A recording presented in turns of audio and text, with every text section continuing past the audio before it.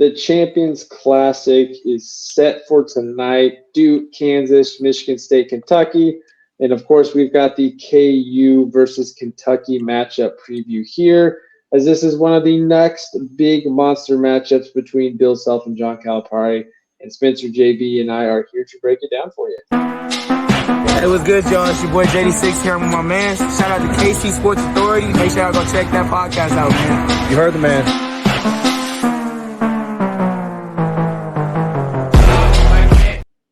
And welcome into the KC Sports Authority podcast. Before we get our lovely faces on here, just a couple things to go over real quick.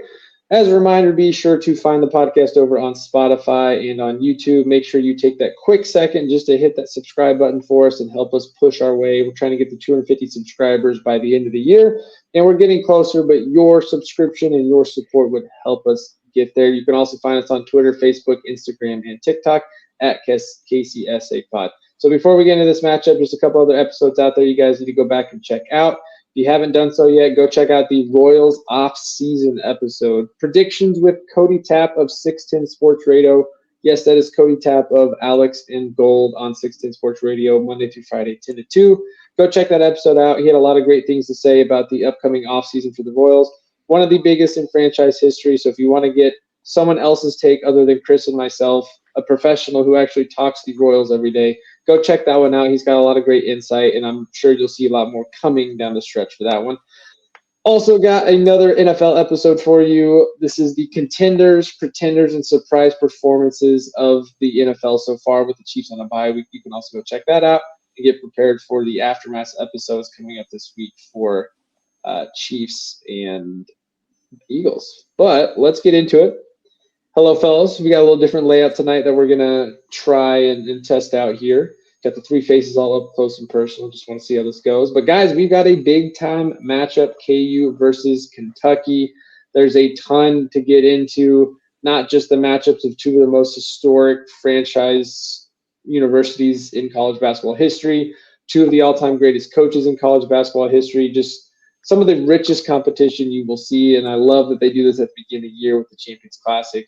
But the Champions Classic, KU versus Kentucky, a lot of places to start here. I want to start with a couple of the major game headlines coming into this. KU is a 6.5-point favorite to start out. KU is also the number one ranked team in the country, as Kentucky is number 17. A lot of things in the storyline here. I want to start with the matchups of Bill Self against John Calipari. Calipari has the slight edge in the matchups, 6-5 in the head-to-head matchups. Bill Self, though, has the two national championships on his resume versus Calipari's one. So even though Calipari has the edge there and has had some incredible teams in his years at Kentucky and Memphis, only that one national championship to show for. Now, unfortunately, was over Kansas in 2012. But that's the only national championship that Calipari can show up for. And Bill Self's got two. So that's great there. The other headlines, though, with the vacated wins, of course, now KU falls behind Kentucky in the race for all-time wins. I'm not too worried about that. We'll catch up. But what that did do is Bill Self was coming into the year only 3 wins behind John Calipari. Now he's 18 wins behind with those vacated losses. So Calipari's got the edge there at 792 to Bill Self 774. So maybe a little extra motivation for Self to pick things back up and get into that win column again and take one over. So let's start there with that headline, Bill Self versus Calipari. Is this probably the greatest head-to-head coaching matchups in the history of college basketball? Or where does it rank? In the history, I don't know. It's up there. It's up there. But, man, I mean, I will say it's probably the biggest head-to-head matchup of coaches that are currently active. I think I give you the two headline coaches of college basketball, two faces of college basketball. Yeah, I think you got to think like Coach K versus Roy Williams is in there, but like I don't know. I mean, there's so many options, but yeah, this is a big game coming up, and man, I mean during the preseason time, during our exhibition games before our first official game, we kind of looked a little shaky.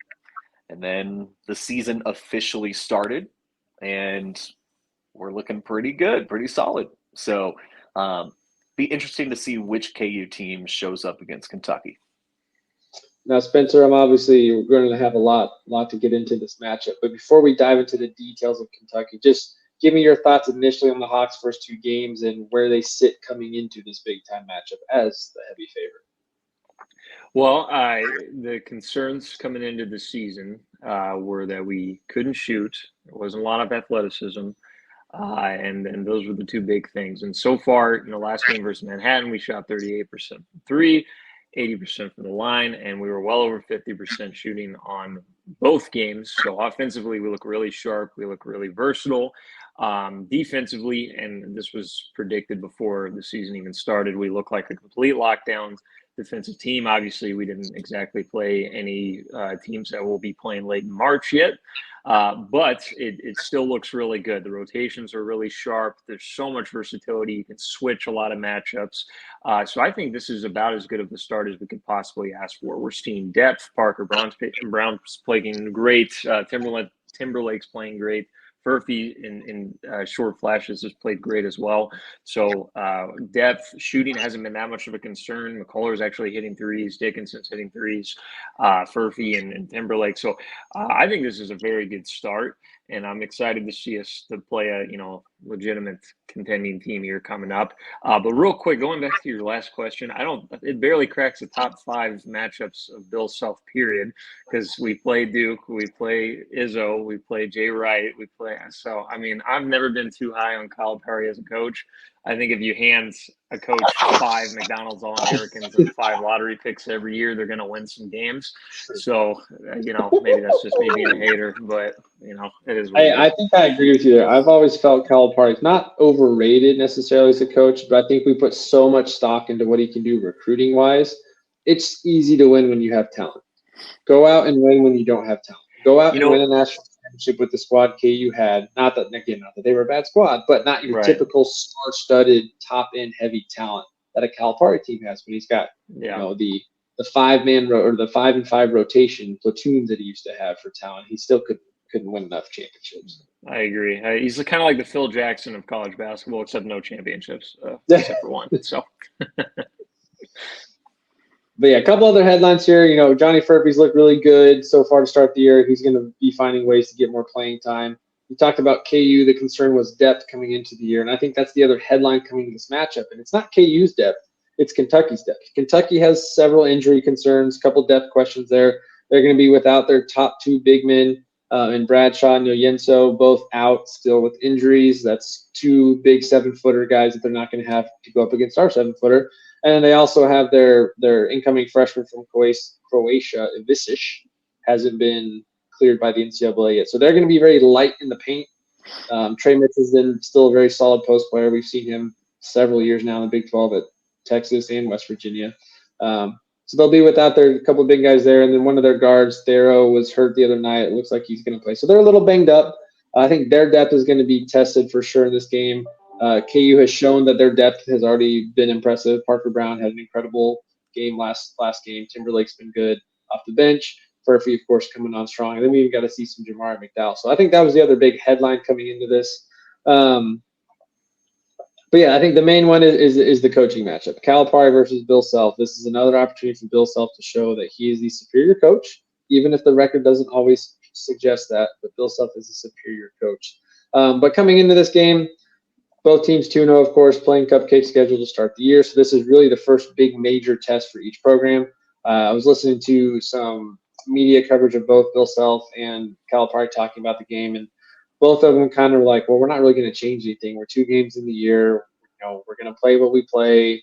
They asked Bill Self about, well, if the big guys are playing, does that change anything for it? He's like, well, I mean, we're game planning for those that are playing, and if the guys that aren't playing play, we'll adapt.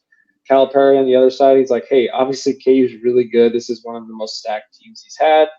We're a very young team. We're without a few guys, so we're just going to go out there and play. So not a lot of insight from the coaching staff, I guess, into this matchup. But both teams, 2-0. Kentucky's averaging 83.5 points a game. KU's got the 99 points back-to-back games. Couldn't crack 100. But obviously they had the full depth of the roster. Kentucky's a decent team, though. They've got some pretty good talent on that side. Their lineups of Antonio Reeves, who came back, he's been there a couple years now. He's probably their dominant scorer. They've got a lot of good freshmen. DJ Wagner, big talk of the offseason. Justin Edwards, another very explosive, talented wing player with a lot of size, can score from anywhere. Dillingham, really solid. And then, of course, Trey Mitchell in the paint. So they still have a good squad. They've got all 5 of those guys are averaging double figures. So they can put up points. They can score like we know every big university team can. So I guess as we get into this Kentucky-Kansas preview, where do you guys want to take? What are the things that stand out to you about this matchup? I mean, to me, it starts with Hunter Dickinson. The fact that they're missing 3 big paint players, they're going to be coming in undersized. So Hunter's going to have a big mismatch size-wise, and that we've already seen that the first 2 games. But where do you guys want to go first with this matchup? You mentioned the size. I think the advantage is clear right there, and we have to exploit that and use Hunter to the best of his ability. So really looking forward to that. I think we all are. But one thing I noticed is outside of their players that they're not going to have, outside of all their issues at center and power forward, they actually have a lot of size in the guard position. I noticed that a lot. They've got a guy who's I think Reeves is 6'4". Is that right? Yeah, Reeves is listed about 6'6". 6'6". The guy who's DeJuan, 6'4". Got a guy DJ Wagner is their smallest guard in the lineup, in the starting lineup. He's 6'4". Wagner's 6'4", and then you got they're starting.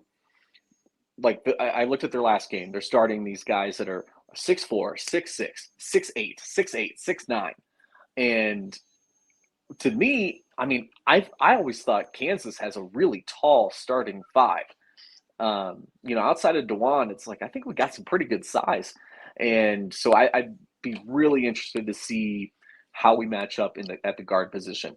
I'm sure we have tons of tape that we can look at and just drool over with DeJuan lighting his defender up, whether he's got 6 inches of height over him or not.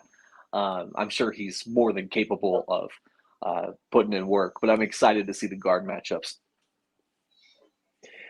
Yeah, the 2 things that I'm looking at is, again, one of our perceived weaknesses going into the season was a lack of athleticism. So, we're slow, we're unathletic. Well, now we're going to go against Kentucky. Kentucky always has athleticism. They always have explosive young players. They're always pretty freshman heavy, outside of a few returning players each year. So that's going to be an interesting matchup to see, how we defend that.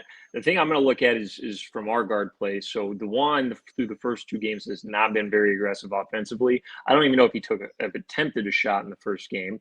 And then I think he has. I think he was 1 of 4 last game, and then the first game, I don't remember him taking a shot. So he didn't take a single shot in that first game. Yeah, and again, we're playing Manhattan, we're playing North Carolina Central, so it's not like DeJuan has to go out there and be doing step back fadeaway threes. But I've always been a proponent of when he drives with the ability to either score or pass, except not doing the where he drives and has tunnel vision. Is like, I'm going to pass this the entire time around. Our offense drastically changes between those 2 scenarios. So I'm curious to see how he does it. And then on the flip side, Marco Jackson's been very interesting in the first 2 games. The first game, you could tell there was a little nerves.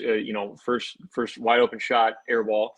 And then the next game, he's got 10 assists. So he's showing, versatility and is a good word to put it instead of inconsistency. So I'd be curious to see how comfortable he's going to be, especially against those big athletic guards. And then, I guess finally for me is the depth. So we are taking advantage of a Kentucky team that's a little shorthanded. So I'm curious to see the rotations. If Bill Self dives into his bench early, try to tire out the starters of Kentucky a little bit. So a couple of things that I'm looking at here to start off the game. Let's talk about El Marco for a second here, because to me, I think he's got one of the biggest key matchups. Very athletic, but Kentucky's also very athletic. Dillingham's probably going to be his matchup most of the night, but Dillingham is a guy that can score from anywhere. He can drive. He's got a lot of great energy and athleticism. So I'm very curious to see how El Marco is going to match up defensively against a team that's got equal talent at the guard position. I want to ask you guys this about El Marco. I tweeted this out the other night after his performance, and maybe some of it's a little bit of the hairstyle. But do you guys think El Marco has a little bit of Devontae Graham in him?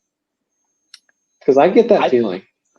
I see what you mean when you're mentioning that, because it's his ability to make the correct pass more often than not.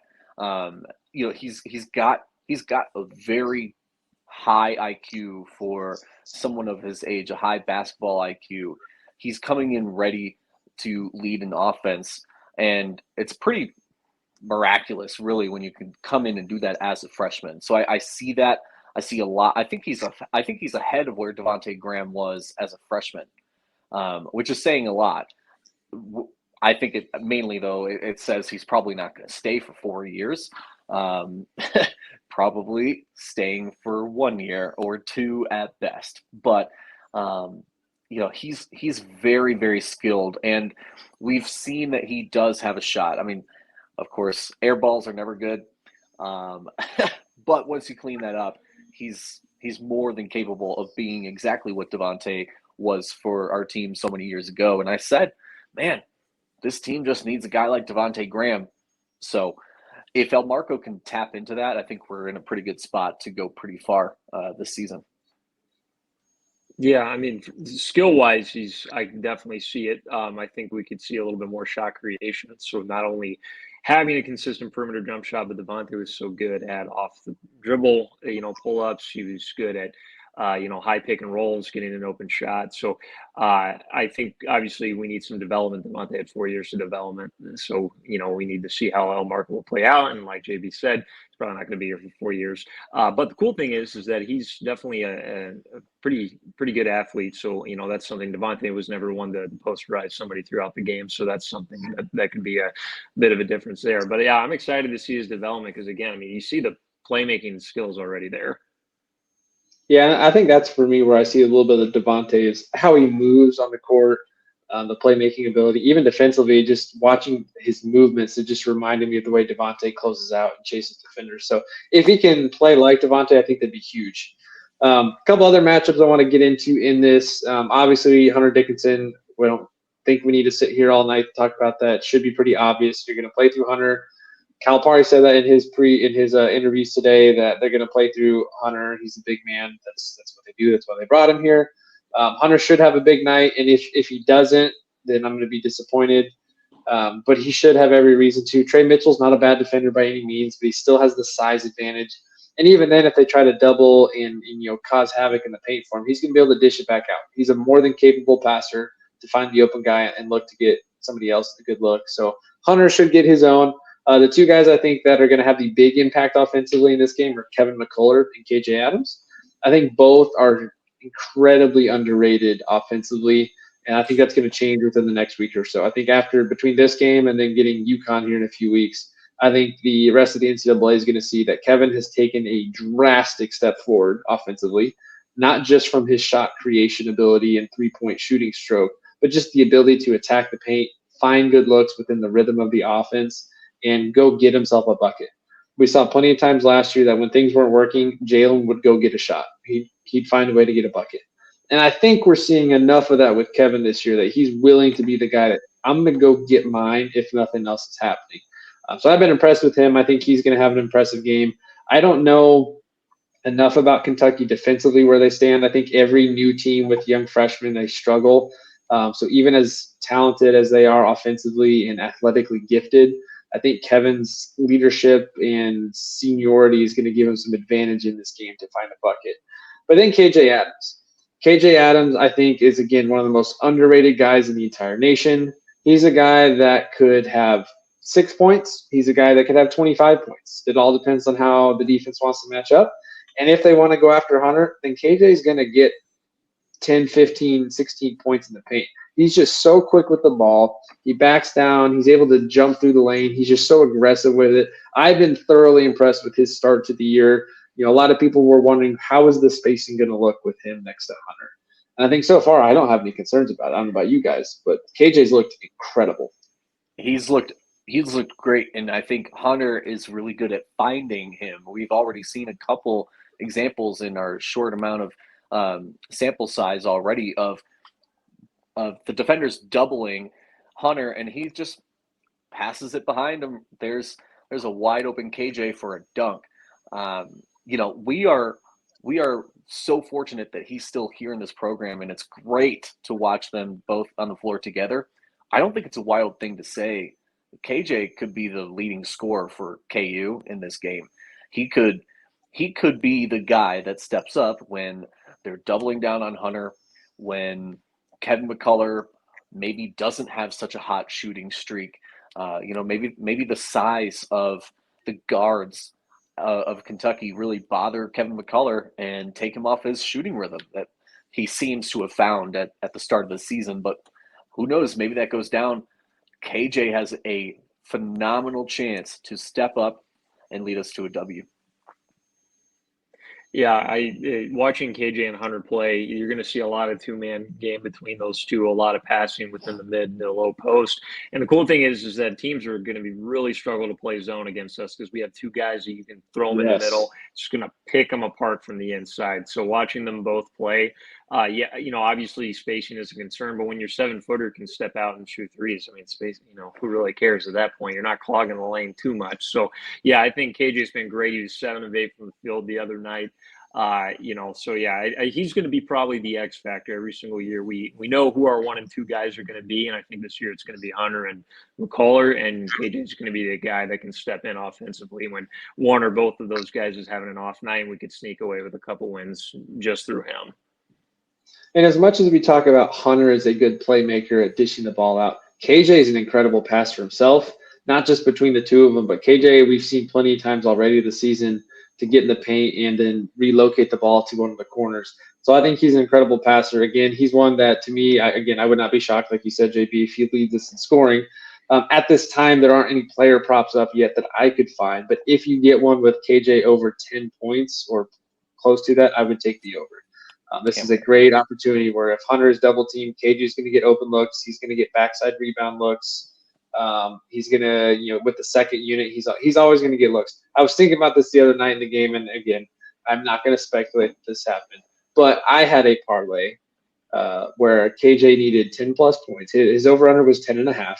KU was up like 30 at about 9 minutes. KJ went out at 10 points. He came back in 45 seconds later, got 1 bucket, and then immediately went back out with less than 2 minutes later. So I'm not saying that somebody messaged within the coaching group chat and was like, hey, KJ's plus minus or over under is 10.5. He's at 10. We got to get another bucket. But I'm definitely very grateful they put him back in for another point. But yeah, KJ I think is going to be incredible. He's going to have a favorable matchup. He's athletic enough that even if he's guarding Trey Mitchell, he's got enough size and leaping ability to factor in there. And I think on offense, he's going to have the advantage with whoever's matched up against him.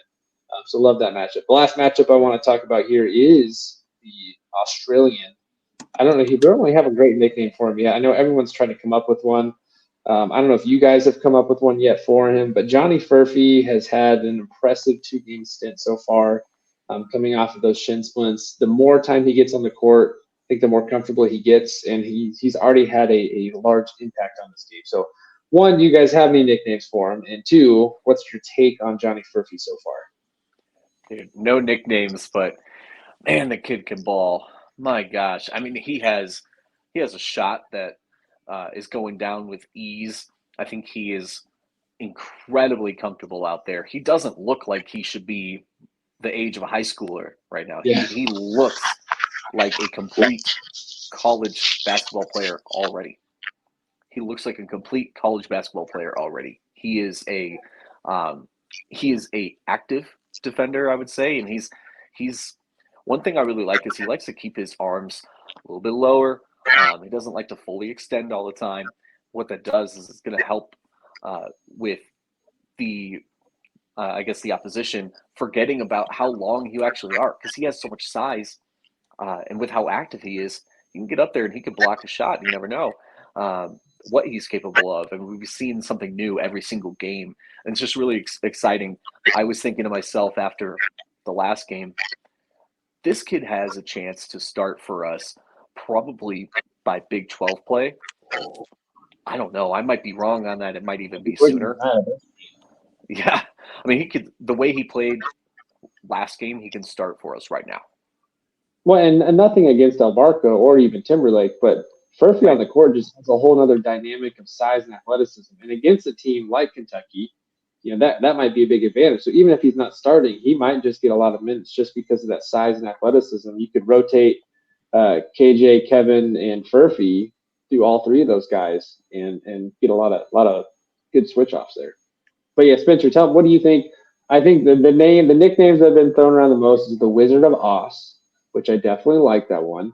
I kind of like the Australian Nightmare.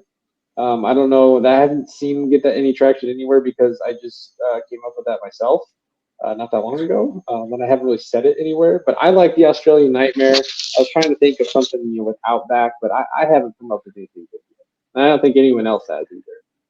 Yeah, I have no idea. Maybe the birthday boy. How about that? I don't know. I can't think of any Australian ones. So somebody the other day asked him in an interview. They said one of the nicknames that people were throwing out there, and he was just like, "No, please no, not that." I don't remember what it was. Just wait till camping groups come back, and you'll find a good nickname for them. I guarantee you. There's somebody's going to get creative. But no, it's cool because you look at a player like Furphy, and he kind of comes off as a project for the first year or two, but he's looked really sharp already. He already looks very comfortable.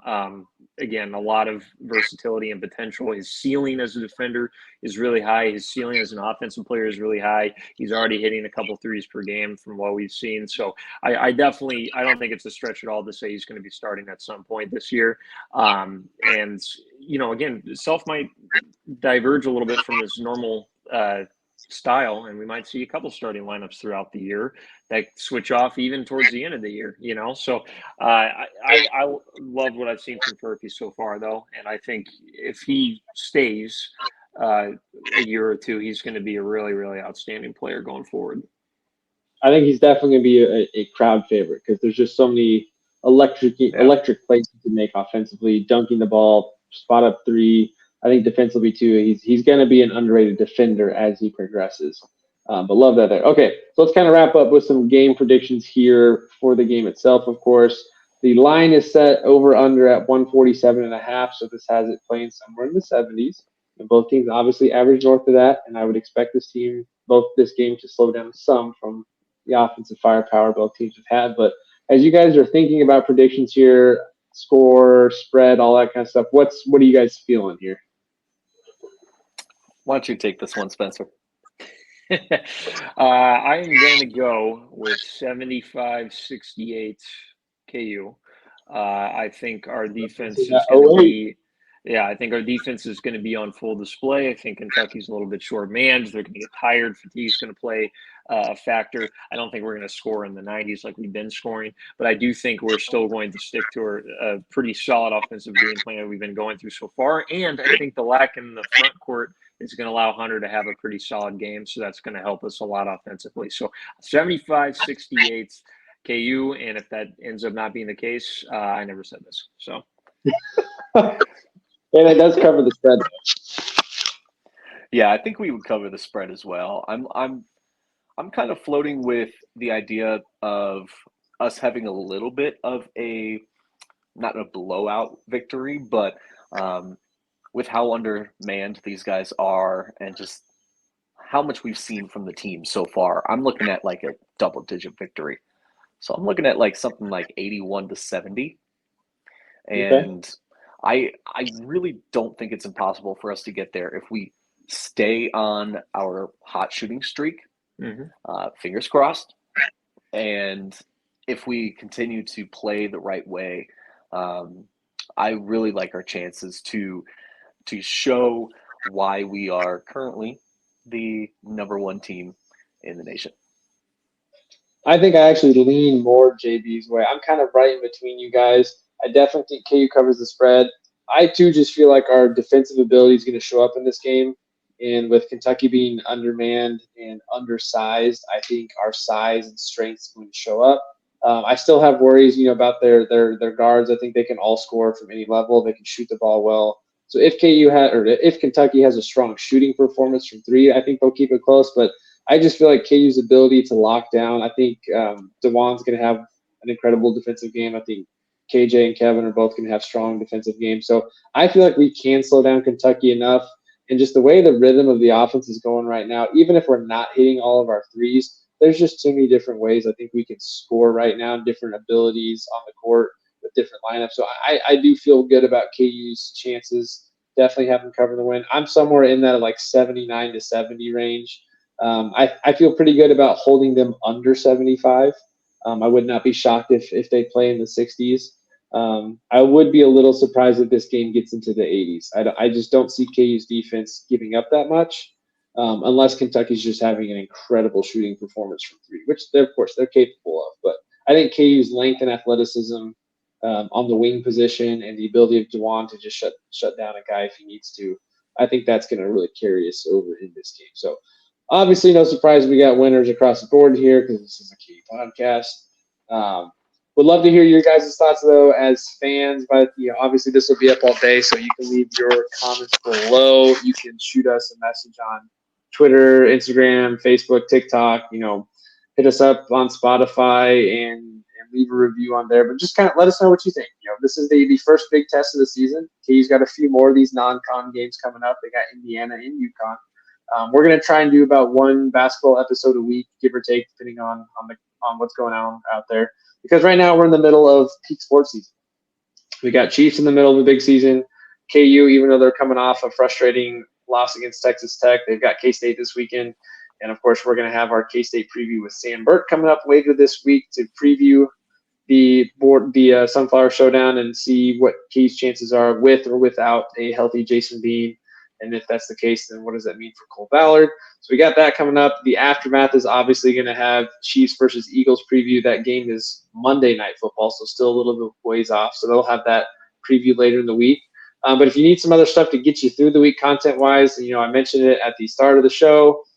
We've got, if you're a baseball fan and you want to talk some Royals, we do have our Royals podcast episode up there where we were joined by Cody Tapp of 610 Sports Radio to talk about some of the potential off-season moves. So spend some time listening to that episode. We'll have some more baseball content coming your way with Chris. Him and I are going to break down some other potential moves the Royals might do. And for you other NFL fans, if you want just a take on what the rest of the NFL looks like right now, Chris and I broke down the NFL contenders, pretenders, both the AFC and NFC side, some of the surprise performances from different teams, and then who are the remaining, true biggest threats to the Chiefs. You got all that coming up on the podcast.